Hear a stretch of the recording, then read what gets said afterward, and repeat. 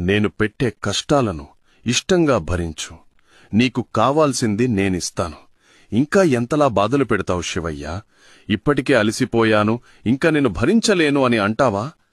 ఎప్పుడైతే నీకు బ్రతుకు విలువ, జీవితం విలువ, కన్నీళ్ల విలువ, కష్టం విలువ, సంతోషం విలువ, బాధ్యత విలువ, బంధం విలువ తెలిసి వస్తాయో అప్పుడు నువ్వు అడిగింది నీకిస్తాను. నేను నీకిచ్చిన దాన్ని జాగ్రత్తగా చూసుకుంటావో లేదో నాకు తెలియాలి కదా. అందుకే ఇన్ని పరీక్షలు పెడతాను. నా ఆజ్ఞ లేనిది చీమైనా కుట్టదని మీకు తెలుసు కదా. మరింకెందుకీ అలకా దిగులు? నీ జీవితాన్ని మంచిగా తీర్చిదిద్దుతాను. ఎప్పుడైతే నువ్వు అంతా నా తండ్రి శివయ్య చూసుకుంటాడు అని నా పైన నమ్మకం పెట్టుకుంటావో అప్పుడు నీ జీవితం మలుపు తిరగడం నువ్వే గమనిస్తావు. చివరిగా ఒక్క మాట, నేనున్నాను. అన్నీ మర్చిపో. సంతోషంగా ముందడుగు వెయ్యి. అంతా మంచే జరుగుతుంది. తథాస్తు.